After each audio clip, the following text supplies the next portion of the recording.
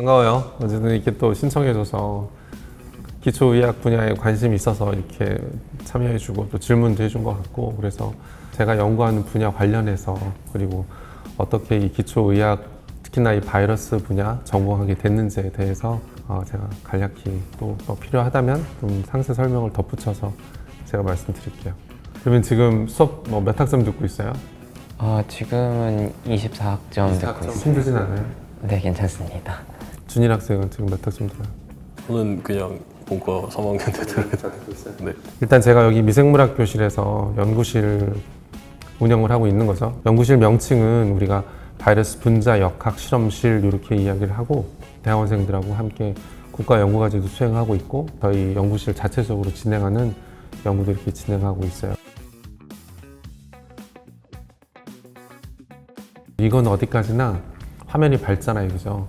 브라이트 버전이에요, 브라이트 버전. 무슨 소리냐면 일이 잘 풀릴 때 일이 잘 풀릴 때는 여기 봐봐요. 몇 시에 하루 마무리한다고요? 5시 반.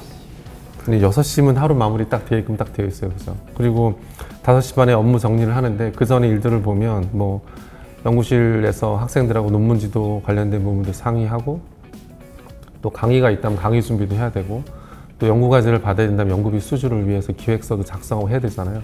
그런 일들 다 해. 너무 잘 굴러가요. 그러면 6시 정도면 집에 갈 수 있어요. 그래서 워라벨이 이루어지는 삶이구나 이러고 이제 집에 가는 거죠. 근데 이거는 이제 브라이트 버전이고 다크 버전도 있어요. 다크 버전은 8시에, 이것도 8시도 사실은 최대한 줄여서 하다 보면 뭐 10시, 12시까지 될 때도 있죠, 당연히. 근데 일이란 게 그렇잖아요, 그죠? 잘 굴러가면 그렇지만 만약에 잘 안 될 경우에는 좀 복잡하게 되는 부분도 있어서 약간 이런 게 있는 것 같아요. 근데 여기에서 앞으로 이제 제가 어떻게 보면 같이 연구하면서 대학원생들하고 생활할 때 중점을 두는 부분은 논문 지도나 피드백. 이게 단순히 학생들이 성과를 내기 위한 게 아니라 대학원생들이 연구자로서 성장을 해야 되는 거니까, 사실 지도교수로서 가장 중요한 거는 각각의 대학원생들이 독립된 인디펜던트한 리서처가 될 수 있게끔 서포트 해주는 게 가장 중요하거든요. 그런 걸 위해서는 프로젝트도 부여를 해주고, 또 프로젝트 프로그레스를 확인하면서 얼마만큼 잘 진행되고 있는지 체크포인트 설정해서 디스커션하고 방향 잡고, 또 문제가 있다면 어떤 솔루션이 있는지도 고민해서 같이 방향을 계속해서 발전시켜 나가는 일들이 가장 주된 업무예요. 그러면서 중간중간 연구비가 있어야 대학원생들도 또 지도하고 저도 하고 싶은 연구를 할 수가 있잖아요. 그래서 연구과제를 또 따기 위한 여러 가지 일들을 진행하고 있죠. 이 정도가 이제 아마 거의 대체적으로는 대학원생 지도, 그다음에 연구 지도, 그러면서 또 강의 준비, 그다음에 연구과제 수주를 위한 준비, 이런 일들을 아마 많이들 하실 겁니다. 그것을 위해서 당연히 뭐 논문도 보고 또 최신 지견들이 어떤 게 있는지 확인하는 일들도 당연히 수반돼야 되는 거고요. 제가 예과 2학년이다 보니까 학교에서 여러 가지 프로그램들이 있긴 한데 사실 이게 어떤 건지도 잘 모르고 어떻게 해야 되는지도 솔직히 감이 잘 안 오더라고요. 근데 어떤 걸 하면은 좀 기초의학 분야 과학자로 성장할 때 도움이 될지 이런 게 좀 궁금해서. 학부생들이 결국 나중에 연구자로서 그러니까 의사과학자 요즘에 많이들 말씀들 하시잖아요. 그게 의사과학자로 성장하기 위해서 당연히 필요한 부분인데, 실제 연구를 하기 위해서 필요한 부분들은 사실은 내가 과연 어느 분야에 관심이 있는지, 나의 관심 분야를 먼저 좀 고민을 하고, 그런 다음에 그 관심 분야와 비슷한 연구를 하시는 교수님들이 계시다면 그 교수님들께 컨택을 해서 요즘에 많이들 하잖아요. 뭐 랩 인턴을 좀 해본다든지, 실제 현장 경험이 제일 중요한 거라고 생각이 들고요. 준일 학생 그러면 기초 연구할 생각이 있어요? 저는 사실 상황이 되면은 기초를 바로 갈 생각인데, 제가 지금 실력이 졸업해서 열심히 하면 되죠. 그러니까 졸업할 때까지 제가 학부 연구생이나 이런 걸 하나도 못했으니 뭐 만약에 지금부터라도 뭐 관심 있는 분야에 대해 교수님들께 컨택을 해서 제 생각인데 아마 졸업을 하고 1년 정도 아예 그냥 인턴 생활을 하는 게 낫지 않을까. 그 다음에 석사를 지원하는. 뭐 그것도 왜냐하면 또 랩에 맞는지 그것도 확인해야 되는 부분도 있을 테니까 그런 것도 괜찮고 근데 만약에 그 질병에 대한 어떤 근본적인 원인이나 그 질병의 어떤 특성을 이해하고 싶다 그리고 또 거기에 대한 어떤 해결책이라고 좀 그렇지만 예방책 이런 것들에 대해서 내가 좀 더 자세히 알아보고 연구하고 개발하고 싶다라는 뜻이 있으면 기초의학 분야로 진로를 정하는 것도 아까 제가 보였던 그 브라이트 사이드 있죠? 밝은 면, 다크 사이드 말고 이렇게 충분히 할 수 있으니까 워라벨이 충분히 있을 수 있는 거죠. 그리고 또 하나는 기초교실에 지금 의사 대학원생들이 없는 거니까 그 얘긴즉슨 만약에 내가 또 의대를 졸업한 이후 기초교실에서 대학원생으로 생활을 하게 된다면 장점은 또 그거죠. 어떻게 보면 나중에 연구자로서 대학에서 또 학생들을 가르치고 또 대학에서 연구를 할 수 있는 그런 기회의 문도 더 잘 열리지 않을까 하는 게 또 하나는 의대에서 6년제 교육을 받고 난 다음에 만약에 이런 기초 연구 분야를 이렇게 바라보게 되면 장점은 시야가 약간 다르다는 거죠. 결국 의사 선생님들이 환자를 바라볼 때 갖고 있는 그 시야를 연구 분야로 돌려서 확대를 해보면 사실은 좀 더 폭넓고 단순히 어떤 그 질병의 원인에 대한 이해뿐만 아니라 이 질병을 어떻게 우리가 예방을 하고 어떻게 치료해 나가야 되는지에 대한 해안을 갖고 바라볼 수 있기 때문에 훨씬 더 실력 있고 훨씬 더 능력 있는 연구자분들이 될 수 있지 않을까 이렇게 생각을 해요. 요거는 지금 이건 제 연구실 관련 내용이에요. 제 연구실의 주된 모토가 이거거든요. Genotype to Phenotype예요. 어떤 바이러스 유전 정보만으로 바이러스 특성을 분석도 하고 미리 예측할 수 있다면 얼마나 좋을까. 이 목표를 놓고서 지금 계속해서 연구를 진행을 하고 있거든요. 그래서 사실 뭐 우리가 흔히들 많이들 듣는 요즘에 코로나 같은 경우, 사스코비2 같은 경우 변이주들이 많이 발생한다고 하잖아요. 그 변이주들이 나타났을 때 실제 평가를 해봐. 그 바이러스를 가지고 여러 시스템에서 평가를 해봐야 바이러스 특성을 알 수가 있잖아요. 근데 그렇게 평가를 하지 않고 만일 유전 정보만으로도 그 이전에 분석하고 확보해 놓은 연구 결과들을 종합적으로 이해를 하고 이걸 가지고 사실 요즘에 많이들 이용을 하는 AI 테크놀로지를 이용을 해서 만약에 프리딕션 할 수 있다면 얼마나 좋을까라는 부분에 착안을 해서 시스템을 만들기 위해서 연구를 진행을 하고 있고요. 그래서 사실은 이렇게 크게 몇 가지 분야를 좀 나눠서 일을 하고 있어요. 특히나 이 고병원성 조류 인플루엔자는 우리나라에서는 겨울철에 문제가 많거든요. 우리가 잘 몰라서 그렇지. 해안가를 따라서 철새들이 이동을 하면서 고병원성 조류 인플루엔자가 보고가 되는 지역들이 꽤 많이 분포하고 있어요. 그렇다 보니까 이 바이러스들도 결국에서 계속해서 변이가 생기잖아요. 근데 그 변이들이 과연 이 고병원성 조류 인플루엔자 바이러스 특징을 어떻게 바꾸게 될 것인지를 연구 결과들, 실험 결과들을 다 종합을 해서 예측하는 일들을 하고 있어요. 또 SFTS나 댕기라고 일단 가운데 해놨는데 사실 바이러스 특성을 이해하고 나면 결국에 우리가 의학적 대책 개발을 해야 될 텐데 그 중에 하나가 일단 항바이러스 약물이잖아요. 그 약물을 개발을 하기 위해서 바이러스들의 변이에 따라서 바이러스 구조를 예측을 하는 거죠. 구조 예측은 다들 알겠지만 알파폴드라는 아주 훌륭한 툴이 있으니까 그 툴을 가지고 유전 정보만으로 단백질 구조를 예측을 하고 바이러스의 단백질을 무력화시킬 수 있는 항바이러스 약물들을 개발을 하는 거죠. 기존에 알려진 약물들이 어떠한 바인딩 어피니티를 보여주는지 확인도 하고 또 아예 새롭게 드노보로 디자인한 항바이러스 후보 물질들이 실제 바이러스 단백질을 어떻게 억압할 수 있는지를 또 그 다음은 이제 결국 항바이러스 약물이 있다면 그 다음은 예방 백신이잖아요.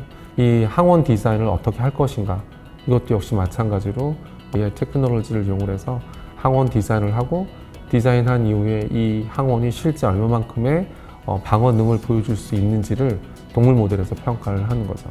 그래서 이런 일들을 통하면 또 단순히 끝나면 안 되잖아요.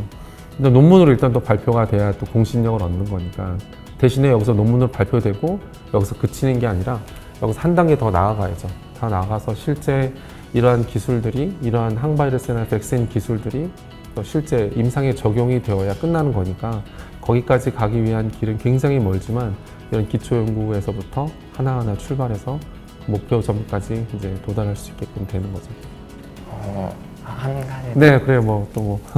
사실 제가 대학교에 와서 이제 기초 분야랑 관련된 수업을 지금 듣고 있는데 예를 들자면 이번 학기에 세포생물학을 듣는다던가 저번 학기에 분자생물학을 듣는다던가 이런 과목을 배우는데 그러면 이제 나중에 기초 연구 쪽을 하게 된다면 지금 배우는 내용이 약간 많이 도움이 될지 이게 좀 궁금해요. 제 경험으로 놓고 본다면 굉장히 중요한 도움이 돼요. 물론 학부생 때 배웠던 지식이긴 하지만 배운 사람과 안 배운 사람의 차이는 천지 차이라고 생각을 해요. 특히나 지금은 아직 예과 수업들을 듣고 있지만 본과 수업을 듣게 되면 아무래도 조금 더 의학 쪽에 더 전문 분야 어떤 교과목들을 듣게 되기 때문에 나중에 기초 연구를 하든지 혹은 임상 연구를 할 때 반드시 중요한 어떤 근본적인 질문들에 답할 수 있는 그런 어떤 일종의 근원적인 정보들을 알게 되는 것 같아요. 그래서 꼭 필요한 거고. 근데 그럴 수 있잖아요. 사실은 팔방미인 되는 거 어렵잖아요. 그죠? 그래서 예를 들어서 본과 1학년 올라와서 듣는 수업들 중에도 내가 특히나 관심이 있고 내가 흥미를 갖는 교과목들이 분명 있을 거예요. 그러면 뭐 그거는 내가 더 열심히 해서 그쪽 분야에 더 전문적인 어떤 지식을 갖고 있으면 나중에 내가 연구를 할 때 그쪽 분야에 자연스럽게 더 관심이 생기는 거죠. 그런 과정들이 결국 내 취향이, 내 적성이 어느 분야인지를 결정하게 되는 계기인 것 같아요. 물론 학부 때는 성적이 좋아야 되니까 전체 과목을 다 잘 이해를 해야죠. 너무 걱정 안 해도 돼요, 우리 준일 학생. 평생 하게 될 거니까 이게 사실 미래에 대해서 가끔 걱정할 때가 있긴 있어서 어떻게 생각하시나요? 그거? 교수님들이 농담 반, 진담 반으로 그런 얘기들 하세요. 이거는 뭐 다른 분들 보는데 저 같은 경우는 그런 얘기를 했었어요. 그 왜 흔히 농담 그런 코끼리 냉장고 넣는 법 뭐 이런 거 있잖아요. 뭐 여러 방법들이 있잖아요, 그죠? 근데 그 중에 첫 번째가 뭐냐면 대학원생한테 시킨다예요. 사실 되게 좀 황당한 얘기죠, 그죠? 그러니까 대학원생에서 근데 사실 제가 대학원생을 해보니까 대학원생은 진짜 다 잘하면 좋아요. 능력 좋고 성실하고 인성 좋고 발표 잘하고 논문 잘 쓰고 일 잘하고 손 좋아서 실험도 잘하고 그런 대학원생이 처음부터 만들어질까요? 하면서 나도 그렇게 계속 그쪽을 계속 하다 보면 뭔가 계속해서 갖추어져 나가는 것 같아요. 이 기초 분야, 연구 분야에 내가 어떻게 보면 딱 올라타서 그 분야에서 계속해서 일을 한다는 거는 우리 학부생들한테는 큰 도박이 될 수도 있겠죠. 과연 내가 나중에 어떻게 될지도 모르는데 확실하지 않은 길일 수도 있는데 근데 그건 맞아요. 확실하지 않은 길을 걱정할 수 있는데 그거는 어느 분야든 나이가 들면서 다 마찬가지라고 생각을 해요. 제가 아까도 말씀드렸지만 의학 교육을 받으신 분들이 연구를 하게 되면 바라보는 시각 자체가 다르기 때문에 훨씬 더 복잡한 일들을 더 의학적으로 잘 풀어낼 수도 있고 훨씬 더 현명하게 연구를 잘할 수 있는 장점이 있어요. 그래서 왜 노벨 의학상 생리의학상 타시는 분들 중에 순수하게 PhD 분들도 계시지만 MD, PhD 분들 엄청 많으시잖아요, 그죠? 그런 이유가 받은 교육 자체가 다르기 때문에 그러한 해안을 가지고 연구 분야를 대하면 훨씬 더 잘 해낼 수 있다고 저는 그렇게 생각을 해요. 이게 미국 위스콘신주의 메디슨이라고 하는 그 도시에 있는 메디슨 주도예요. 거기에 있는 그 컨벤션 센터예요. 제가 2006년도에 미국 바이러스 학회를 참석을 할 기회가 있었어요.